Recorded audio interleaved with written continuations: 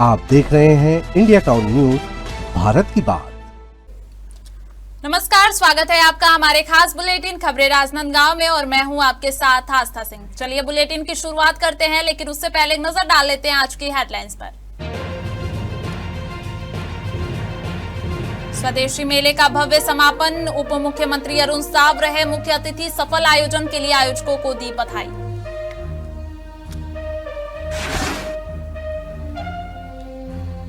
राजनांदगांव में 2 दिवसीय हिंदू राष्ट्र संगोष्ठी, शंकराचार्य स्वामी निश्चलानंद का पावन आगमन, नगरवासियों से उपस्थिति होने का आग्रह। छत्तीसगढ़ में कला सम्मान की मांग, खैरागढ़ रियासत के नाम पर सम्मान, मुख्यमंत्री से सकारात्मक पहल की अपील।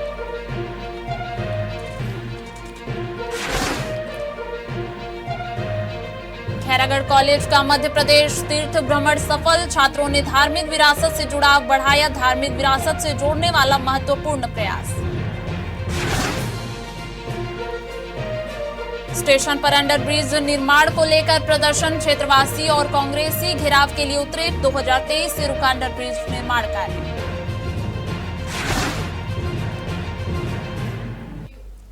चलिए बढ़ते हैं खबरों की ओर। जिले में कानून व्यवस्था को मजबूत बनाए रखने और असामाजिक गतिविधियों पर लगाम कसने के उद्देश्य से जिला पुलिस ने मनगटा क्षेत्र में बड़ी कार्रवाई की है। थाना सोमनी क्षेत्र अंतर्गत स्थित रिसोर्ट्स पर एक साथ की गई सघन छापेमारी में इलाके में हड़कंप मच गया। यह संयुक्त कार्रवाई पुलिस अधीक्षक अंकिता शर्मा और नगर पुलिस अधीक्षक के पर्यवेक्षण में की गई है। अभियान के तहत करीब 40 पुलिस अधिकारी कर्मचारियों की अलग अलग टीमों ने एक साथ लगभग 49 रिजॉर्ट्स में दबिश दी। छापेमारी के दौरान रॉक हाउस रिजॉर्ट और वनांचल रिजॉर्ट में समेत अन्य रिजॉर्ट्स में अवैध रूप से शराब सेवन की सुविधा उपलब्ध कराए जाने की पुष्टि हुई, जिसके बाद मौके पर मौजूद लोगों को समझाइश दी गई। वहीं संबंधित रिजॉर्ट संचालकों और प्रबंधकों के खिलाफ आबकारी अधिनियम के तहत वैधानिक कार्रवाई की गई। अभियान के दौरान सभी रिजॉर्ट संचालकों को नोटिस जारी कर भारतीय न्याय संहिता के तहत नियमों का कड़ाई से पालन करने की भी चेतावनी दी गई। पुलिस ने स्पष्ट किया कि भविष्य में भी नियमों के उल्लंघन पर सख्त कानूनी कार्रवाई की जाएगी। राजनांदगांव पाटीदार भवन में हिंदू राष्ट्र अभियान के अंतर्गत 2 दिवसीय हिंदू राष्ट्र संगोष्ठी एवं विशाल धर्म सभा का आयोजन किया गया। इस अवसर पर पूरी पीठाधीश्वर जगतगुरु शंकराचार्य स्वामी निश्चलानंद सरस्वती महाराज का पावन आगमन हुआ, जिनका स्वागत भावपूर्ण और गरिमामय तरीके से किया गया। पहले दिन पूज्य शंकराचार्य के सानिध्य में दर्शन, दीक्षा और संगोष्ठी का कार्यक्रम संपन्न हुआ। वहीं दूसरे दिन विशाल धर्म सभा का आयोजन किया जाएगा, जिसमें शहर के सभी हिंदू धर्म प्रेमी उपस्थित रहेंगे। इस ऐतिहासिक और गौरवपूर्ण अवसर पर जगतगुरु शंकराचार्य महाराज हिंदू महासभा को संबोधित करेंगे। आयोजकों ने समस्त नगरवासियों और हिंदू धर्म प्रेमी बंधुओं से अनुरोध किया है कि वे अधिक से अधिक संख्या में उपस्थित होकर पूज्य शंकराचार्य महाराज के दिव्य आशीर्वचन प्राप्त करें। जी, प्रयागराज से शंकराचार्य भगवान अभी दुर्ग रेलवे स्टेशन से बाय रोड यहाँ पाटीदार भवन आपके राजनांदगांव संस्कारधानी में आए हुए हैं।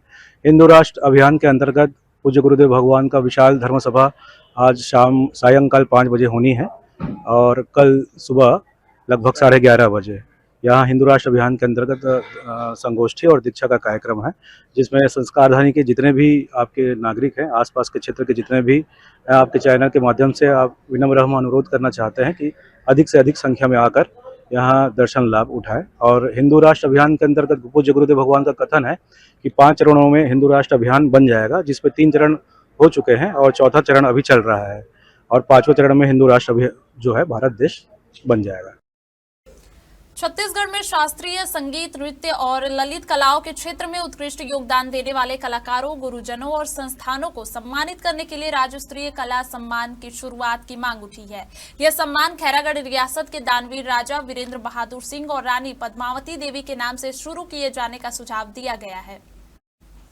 इस संबंध में पत्रकार वार्ता के दौरान चक्रधर कथक कल्याण केंद्र राजनांदगांव के संस्थापक ने कहा कि छत्तीसगढ़ के कलाकारों और कला संस्थानों को उनके उत्कृष्ट योगदान के लिए इस सम्मान से अलंकृत किया जाना चाहिए। डॉक्टर सिन्हा ने कहा कि रायगढ़ के राजा चक्रधर सिंह के साथ साथ खैरागढ़ रियासत के राजा वीरेंद्र बहादुर सिंह और रानी पद्मावती देवी ने कला संरक्षण में ऐतिहासिक योगदान दिया। उन्होंने बताया कि वर्ष 1956 में राजकुमारी इंदिरा सिंह की स्मृति में राजमहल दान कर इंदिरा कला संगीत विश्वविद्यालय की स्थापना कराई गई थी, जो एशिया का प्रथम संगीत विश्वविद्यालय है। उन्होंने कहा कि इस संबंध में मुख्यमंत्री, मंत्रियों और अन्य जनप्रतिनिधियों से आग्रह किया जा चुका है और कला जगत को शासन से सकारात्मक पहल की उम्मीद है। मैं विगत कुछ महीने से, कुछ समय से मैं महान दानदाता और संगीत को आश्रय देने के लिए राजा वीरेंद्र बहादुर सिंह और रानी पद्मावती देवी जी के नाम से राज्य स्तरीय सम्मान शासन द्वारा दिया जाए, इस निमित्त मैं विगत समय से आप सबके माध्यम से इस मुद्दा को जनहित में लाने का प्रयास कर रहा हूं और इसके लिए मैंने शासन प्रशासन को अपना पत्र व्यवहार भी बनाया है। रानी रश्मि देवी सिंह शासकीय महाविद्यालय खैरागढ़ के छात्रों का मध्य प्रदेश के प्रमुख धार्मिक और पर्यटन स्थलों का शैक्षणिक सांस्कृतिक भ्रमण 23 से 28 जनवरी 2026 तक सफलतापूर्वक संपन्न हुआ। इस यात्रा का आयोजन पूर्व छात्र संघ प्रभारी लाल जे.के. वैष्णव के मार्गदर्शन में किया गया, जिसमें महाविद्यालय के वर्तमान एवं पूर्व छात्रों ने भाग लिया। भ्रमण के दौरान छात्र 24 और 25 जनवरी को अमरकंटक और भेड़ा घाट में आयोजित मां नर्मदा जन्मोत्सव की शोभा यात्रा और चुनरी यात्रा में नृत्य संगीत के साथ शामिल हुए। 26 जनवरी को उन्होंने उज्जैन स्थित महाकालेश्वर और श्री ओमकारेश्वर ज्योतिर्लिंग में विधिवत दर्शन पूजन किया।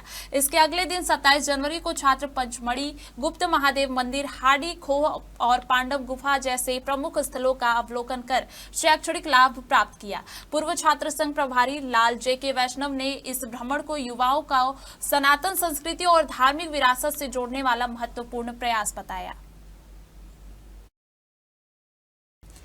राजनांदगांव शहर के स्टेट हाई स्कूल मैदान में आयोजित स्वदेशी मेले का समापन समारोह भव्य रूप से संपन्न हुआ।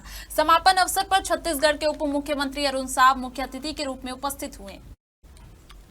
कार्यक्रम में बड़ी संख्या में जनप्रतिनिधि, प्रशासनिक अधिकारी, व्यापारी और आम नागरिक शामिल हुए। इस दौरान उप मुख्यमंत्री अरुण साव ने अपने संबोधन में कहा कि स्वदेशी मेला स्थानीय कारीगरों, लघु उद्योगों और स्वदेशी उत्पादों को बढ़ावा देने का महत्वपूर्ण मंच है। उन्होंने सभी से लोकल फॉर वोकल की भावना को मजबूत करने की अपील की और बताया कि स्वदेशी उत्पादों के उपयोग से देश की अर्थव्यवस्था मजबूत होती है और स्थानीय रोजगार के अवसर भी बढ़ते हैं। इसके अलावा उप मुख्यमंत्री ने मेले में लगे विभिन्न स्टॉलों का निरीक्षण किया और स्वदेशी उत्पादों की गुणवत्ता एवं विविधता की सराहना की। उन्होंने आयोजकों को सफल आयोजन के लिए बधाई दी और कहा कि ऐसे आयोजन भविष्य में भी निरंतर आयोजित होते रहना चाहिए। बिल्कुल, स्वदेशी मेला राजनांदगांव की एक पहचान बन चुकी है।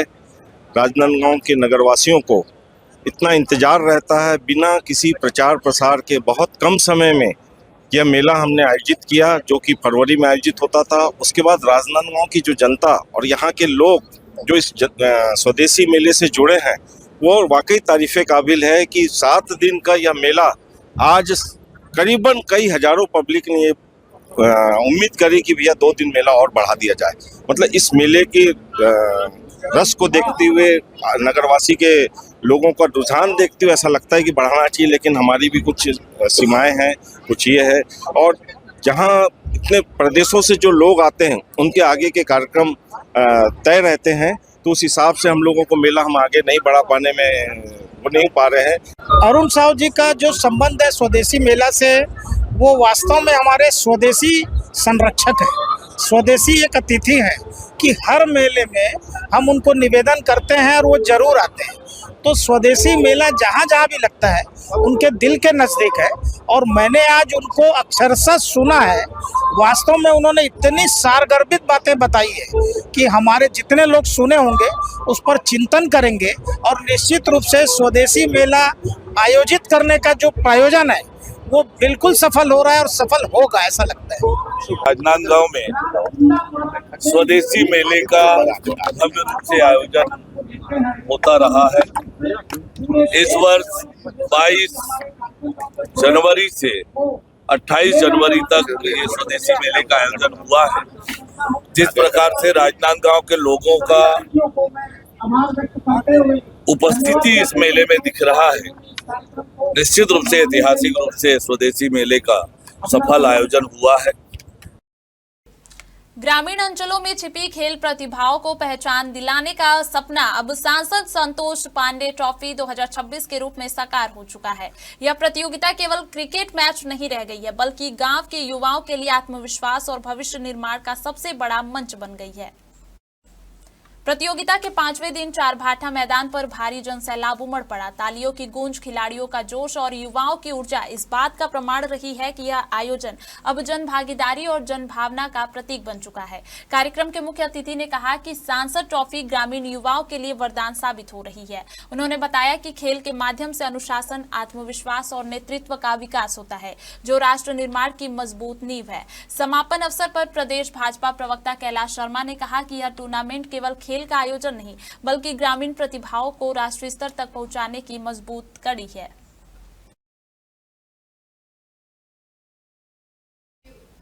वक्त हो चुका है एक छोटे से ब्रेक का। बने रहिए इंडिया टाउन न्यूज के साथ। कभी कभी चेहरे का छुपा दर्द दुनिया नहीं देख पाती है।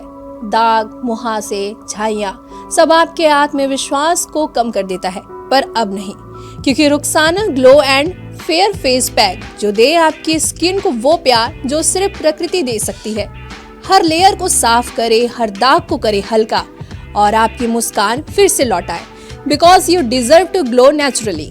Rukhsana herbal beauty product Amazon, Meesho और फ्लिपकार्ट में भी उपलब्ध। राजनांदगांव पधारे प्रयागराज में आयोजित महाकुंभ के दौरान शंकराचार्य को स्नान नहीं करने देने के मुद्दे पर चल रहे विवाद के बीच जगत गुरु शंकराचार्य स्वामी निश्चलानंद सरस्वती ने प्रेस वार्ता में अपनी प्रतिक्रिया दी। पत्रकारों के सवालों का जवाब देते हुए उन्होंने स्पष्ट कहा, तामझाम और दिखावे के साथ स्नान करना किसी गुरु को शोभा नहीं देता। निश्चलानंद सरस्वती ने बताया कि सनातन परंपरा में साधु संतों और गुरुओं का उद्देश्य आत्मिक शुद्धि, संयम और तपस्या का होता है, न कि भव्यता या प्रचार। उन्होंने कहा कि कुंभ जैसे पवित्र आयोजन में स्नान का महत्व आत्मिक भावना से जुड़ा है और इसमें किसी प्रकार का प्रदर्शन उचित नहीं है। उन्होंने यह भी कहा कि धार्मिक आयोजनों को राजनीतिक या प्रशासनिक विवाद का विषय नहीं बनाना चाहिए। उनके अनुसार ऐसे आयोजनों में सभी संतों और धर्माचार्यों का सम्मान होना चाहिए, लेकिन मर्यादा और परंपरा का पालन भी उतना ही जरूरी है। रेलवे कर्मचारियों के स्वास्थ्य संरक्षण और जागरूकता के उद्देश्य से राजनांदगांव रेलवे स्टेशन परिसर में अधिकारियों और कर्मचारियों के लिए स्वास्थ्य शिविर का आयोजन किया गया। शिविर में विभिन्न विभागों के अधिकारी कर्मचारियों ने उत्साहपूर्वक भाग लिया। शिविर के सफल आयोजन में स्टेशन प्रशासन, चिकित्सा स्टाफ और रेलवे कर्मचारियों के सहयोग को सराहा गया। इस दौरान डॉक्टरों की टीम ने सामान्य स्वास्थ्य परीक्षण, रक्तचाप, शुगर, वजन, आंखों की जांच और सहित अन्य आवश्यक परीक्षण किए। इसके अलावा कर्मचारियों को स्वस्थ जीवन शैली अपनाने, संतुलित आहार लेने और नियमित व्यायाम करने के महत्व के बारे में भी जानकारी दी गई। रेलवे प्रशासन ने बताया कि इस तरह के स्वास्थ्य शिविरों का उद्देश्य कर्मचारियों को स्वस्थ रखना और समय रहते बीमारियों की पहचान कर उनका उपचार सुनिश्चित करना है। कर्मचारियों ने रेलवे प्रशासन की इस पहल की सराहना की और इसे बेहद उपयोगी बताया। देखिए, आप देख रहे हैं राजनांदगांव रेलवे स्टेशन में रेलवे की तरफ से हमारी पूरी डॉक्टरों की टीम आई हुई है और जो रेलवे ने श्री राम हॉस्पिटल के साथ टाई अप किया है उनके डॉक्टर्स भी आए हुए हैं।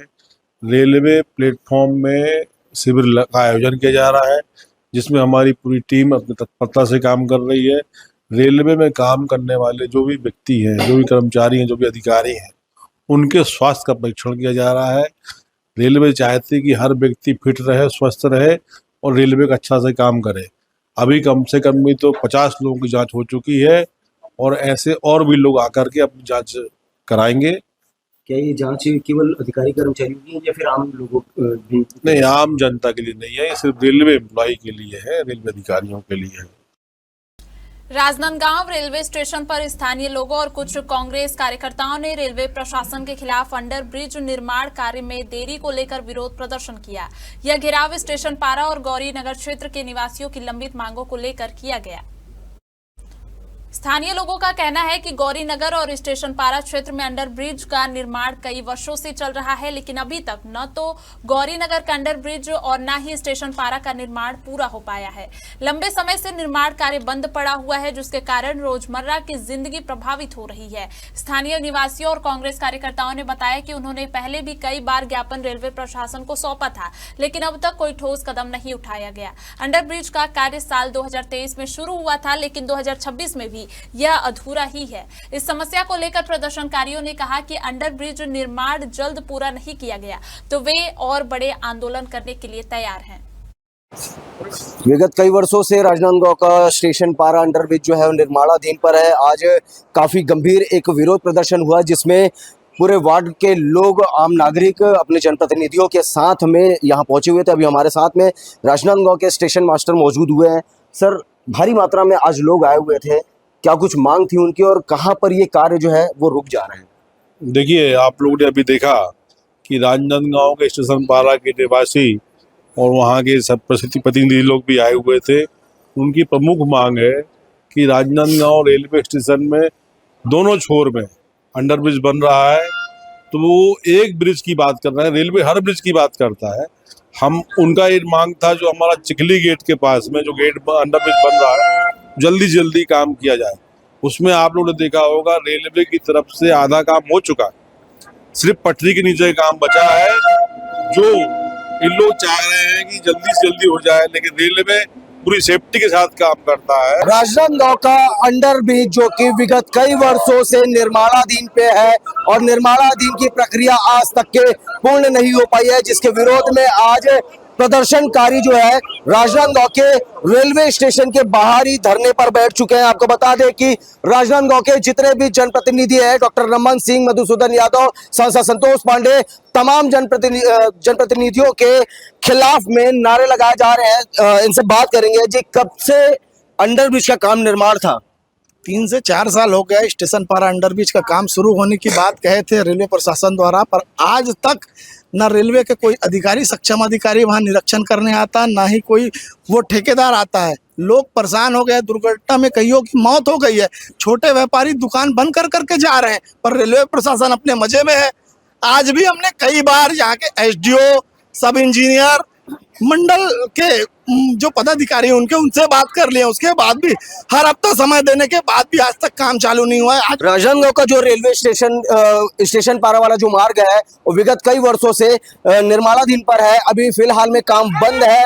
और आपको बता दें कि जो राजनांदगांव का ओवरब्रिज है, इस मार्ग पर कई सारी सड़क दुर्घटनाएं भी हो चुकी है, कई लोगों की जानें भी जा चुकी है। तस्वीरों में आप देख पा रहे होंगे वार्ड के वो नागरिक लोग हैं, वो महिला लोग हैं जो कि अपनी आपबीतियों को लेकर के यहाँ पर पहुंचे हुए हैं।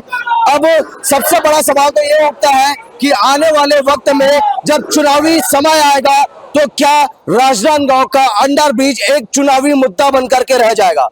देखेंगे और आपको भी दिखाते रहेंगे। राजनांदगांव से India town news Saurabh Tamrakar की एक खास रिपोर्ट। अखिल भारतीय विद्यार्थी परिषद एबीवीपी द्वारा आयोजित तिरंगा यात्रा आज राजनांदगांव में संपन्न हुई। यह यात्रा स्कूली छात्र छात्राओं के द्वारा म्यूनिसिपल स्कूल से प्रारंभ होकर महावीर चौक, इमाम चौक, कामठी लाइन और भारत माता चौक और सिनेमा लाइन होते हुए मानव मंदिर चौक में समाप्त हुई। आपको बता दें कि अखिल भारतीय विद्यार्थी परिषद एक ऐसा छात्र संगठन है जो विद्यार्थियों में राष्ट्रभक्ति और सामाजिक जागरूकता के साथ साथ सभी धर्म और पंथ के छात्रों को एक मंच पर लाने का काम करता है। संगठन का मुख्य उद्देश्य विद्यार्थियों को राष्ट्रवादी विचारधारा से परिचित कराना है। राजनांदगांव इकाई द्वारा आयोजित इस तिरंगा यात्रा का उद्देश्य छात्रों में देशभक्ति की भावना को जागृत करना और उन्हें सामाजिक एकता का संदेश देना था। ये तिरंगा यात्रा हमने म्युनिसिपल स्कूल से प्रारंभ करके उसे महावीर चौक, उसके बाद स्टेशन चौक, उसके बाद वहां से दिल्ली दरवाजा होते हुए हमने कामठी लाइन, भारत माता चौक और भारत माता चौक से कृष्णा टॉकीज से सिनेमा लाइन होते हुए हमने इसकी समाप्ति मानव मंदिर चौक में की है। इस कार्यक्रम में मुख्यमंत्री पूर्व सांसद श्री अभिषेक सिंह जी हैं एवं जिला हॉकी संघ के अध्यक्ष ऋषभ चौधरी जी हैं। जी, अभी अखिल भारतीय विद्यार्थी परिषद के तत्वाधान में छत्तीसगढ़ में सभी जिला केंद्रों में, नगर केंद्रों में विशाल तिरंगा यात्रा का आयोजन किया जा रहा है। अखिल भारतीय विद्यार्थी परिषद एकमात्र ऐसा छात्र संगठन है जो विद्यार्थियों में परिसर में काम करने के साथ साथ एक राष्ट्रवादी विचारधारा को लेकर समाज में भी काम करता है और उसी के निमित्त एक तिरंगे के नीचे सभी धर्म, सभी पंथ, सभी समुदाय के छात्रों को एक मंच में लाने का कार्य अखिल भारतीय विद्यार्थी परिषद करता है। राजपूत क्षत्रिय महासभा छत्तीसगढ़ के तत्वाधान में यूजीसी द्वारा लागू किए गए नए नियमों, जिन्हें महासभा ने काला कानून बताया है, उसके विरोध में राजनांदगांव में विरोध प्रदर्शन आयोजित किया जा रहा है। महासभा ने इस प्रदर्शन में समाज के सभी वर्गों से अधिक संख्या में शामिल होने की अपील की है।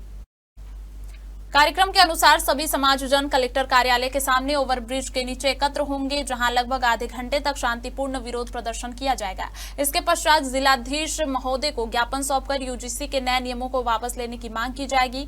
महासभा पदाधिकारियों का कहना है कि यूजीसी द्वारा लागू किए गए नियम समाज और छात्रों के हितों के विपरीत है, जिससे शिक्षा व्यवस्था पर नकारात्मक प्रभाव पड़ेगा। उन्होंने कहा कि नियमों में से शिक्षा की गुणवत्ता और छात्रों के भविष्य पर प्रतिकूल असर पड़ सकता है। पदाधिकारियों ने स्पष्ट कहा है कि आंदोलन पूरी तरह लोकतांत्रिक और शांतिपूर्ण होगा और प्रशासन का ध्यान शिक्षा और छात्रों से जुड़े गंभीर मुद्दों की ओर आकर्षित करने के उद्देश्य से आयोजित किया जा रहा है। सवर्णों का ऐसा अपमान नहीं सहन करेगा हिंदुस्तान। सबसे पहले तो सवर्ण जो होते हैं वो हम 4 हैं, राजपूत, ब्राह्मण, कायस्थ और जो है क्षत्रिय, है ना। ये सबका जो है, ये कौन से आधार पर सवर्णों के साथ ऐसा भेदभाव किया जा रहा है, जबकि दूसरे देशों में ऐसा होता है कि प्रतिभा के आधार पर या डिग्री के आधार पर। क्या हमारे देश में जाति के आधार पर नौकरी मिलेगी तो हमारे बच्चे वंचित हो जाएंगे? सवर्ण होना क्या अभिशाप हो जाएगा? ये बिल्कुल बर्दाश्त नहीं होगा। यूजीसी को इसके नियम वापस लेने पड़ेंगे। इससे हमारी आने वाली पीढ़ी जो बच्चे हैं, भाई देखिए 12वीं तक तो कोई कानून में वो नहीं है इनमें बंधन, पर 12वीं के बाद जब महाविद्यालय में जाएंगे हमारे बच्चे, तो वो डर के जाएंगे और डर के उसमें पढ़ाई से वंचित रह जाएंगे। कल के दिन अगर किसी पिछड़ा ST SC का बच्चा कहीं किसी प्रतिस्पर्धा में, कोई खेल कूद में, इसमें उसमें अगर वो देश की भावना से भी कहीं गलती से भी उसने हमारे खिलाफ ब्लैकमेलिंग कर सकता है, हमारे यहाँ किसी भी उच्च वर्ग के बच्चे को परेशान कर सकता है। अच्छा, इसमें एक चीज़ सबसे बड़ी खामी ये है कि शिकायत करने पे हमारे ऊपर तो कार्रवाई हो जाएगी, पर अगर कल शिकायत असत्य पाई गई तो उसके ऊपर कोई कार्रवाई नहीं होगी। ये है स्वर्ण समाज के विरुद्ध हमेशा कुछ ना कुछ गलत होता ही है, लेकिन अभी छात्रों को और बच्चों को लिया है, ये गलत है। शिक्षा में समानता रहनी चाहिए, सबको आगे बढ़ने का अधिकार है। बच्चों को पढ़ने दो। क्या है, बच्चों को नेतागिरी में मत लाओ, उनका ध्यान डिवाइड होता है। बस हमारी सरकार से यही विनती है, क्योंकि विद्यार्थियों को ये सब चीज़ों से दूर रखो, समानता का व्यवहार रखो। हमारे राजनांदगांव के बुलेटिन में फिलहाल इतना ही। देखते रहिए इंडिया टाउन न्यूज, भारत की बात। नमस्कार। आप देख रहे हैं इंडिया टाउन न्यूज, भारत की बात।